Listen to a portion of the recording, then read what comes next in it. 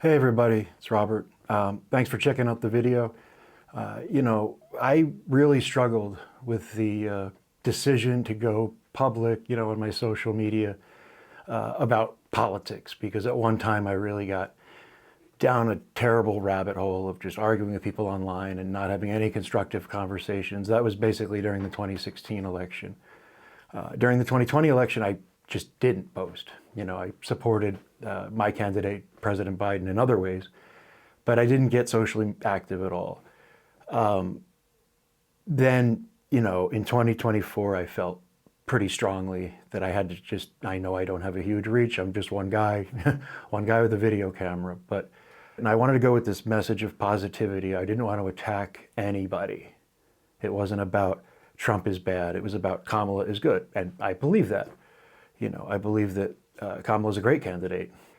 I'm shifting strategy now because of what I saw last night.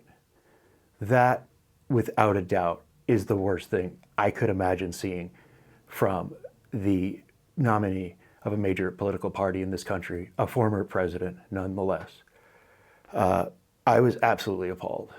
That horrible comedian loser guy, that's funny. He thinks that's funny, talking about our fellow citizens that way from Puerto Rico, that's just like, holy cow. I think Donald Trump is a national disgrace. I think he's a national embarrassment. And I know there are many friends of mine who are going to disagree with that, and that's fine.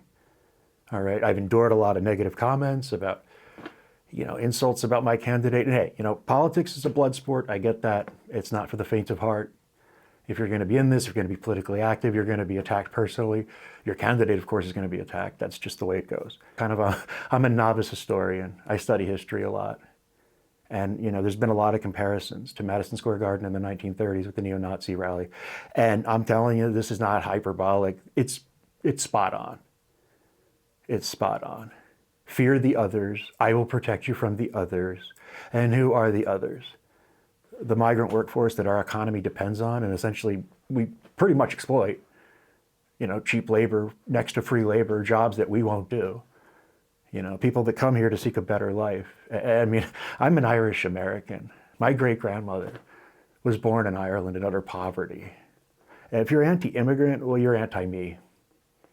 I'm a proud descendant of Irish immigrants. My family has barely been in this country for 100 years. We came here in the early 1900s, both my mother's and my father's side. So yeah, you got a problem with immigrants, you have a problem with me. Just that you do.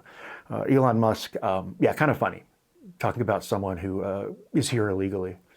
I don't want to get into that awful person either. I just want you guys to consider one thing, all right? And I know that if you drank the Kool-Aid and you're on the Trump train to nowhere, there's nothing I can do to convince you. Maybe just go buy another Bible from him or some sneakers or buy an NFT while you're at it. And people who are going to be reasonable about this, is this the kind of country you want to live in? Where avid racists don't even bother to dog whistle anymore. They fearmonger. They tout their love of authoritarian thugs like Vladimir Putin and Viktor Orban. Well, that ain't going to happen. I'm not bending the knee to any two-bit wannabe dictator. That's just not an option, Donnie. Move right on. But, you just have to ask yourselves, guys, those of you in the middle, those of you who may not be too inclined to vote, maybe you're upset about, Gaza, the suffering of the Palestinian people. I understand. I do. I understand that it's a very complicated issue in the Middle East, and I'm not going to try to soft pedal it. Perhaps President Biden should have, could have, would have. Perhaps Vice President Harris should have, could have, would have. I can tell you one thing. If you care about the people of Palestine, Jill Stein's not going to help them, because Jill Stein is an absolute fraud, and she knows she can't win. And all she can do is make it more likely that Donald Trump wins. And Donald Trump will take the gloves off. He will take the handcuffs off Netanyahu, and he will do whatever he wants. They'll turn the whole damn thing into a golf course. All right, so if you want to help the people of Palestine, the best thing you can do is vote for Kamala Harris and be an adult, all right? Yeah, the lesser of two evils. I don't believe Kamala's an evil at all. I think she's a very good candidate. But if you want to play that crap, grow up. Basically talking to young people now, grow the f*** up. All right, this is reality. You want to basically be an adult, well, make a rational decision and know that everything that you do, if you do anything, if you claim to be on the left and you do anything that makes it more likely that Donald Trump, a would-be fascist, returns to the presidency, then you know what? Live with that. But don't complain when he appoints more radical right-wing Supreme Court justices, when more of your rights are taken away. Shut the fuck up. You bought it. You own it. Unfortunately, the rest of us have to live with your decision too. So I'm just telling you guys, please, Jill Stein, the third party bullshit nonsense, Robert Kennedy, what a bastard he is. We're better than what we saw last night as a country. We really are, guys. Let's just think about this. That was absolutely disgusting, xenophobic, nationalistic racism against our fellow Americans, no less. Trump might not know that Puerto Rico is a U.S. territory. I mean, I think he just remembers it at that place where he went and heralded the paper towels or something, if he remembers it at all. He's ignorant. He's a fool. He's easy to laugh at. He's a broken down old man with bad makeup. But we need to take him very seriously for the threat that he poses. His absolute infatuation with two-bit thugs like Vladimir Putin, like President Xi, like Kim Jong-un, like Viktor Orban. I'm telling you, man, history's already painted us a picture of where this goes very clearly. It's not being hysterical. It's not Trump derangement syndrome to say we've been here before at Madison Square Garden in the 1930s. Okay? Nationalism, fear the others, fear those that are different. Usually they're easy to identify because they are of a different faith or they have a different skin color.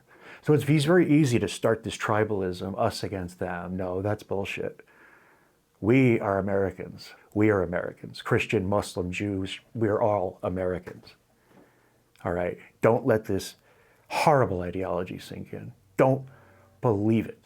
Don't believe liars like Tucker Carlson, who's actually smart enough to know better, or madmen like Elon Musk, who took advantage of every opportunity this system offers to immigrants. And then he turns around and does this. Shame on him.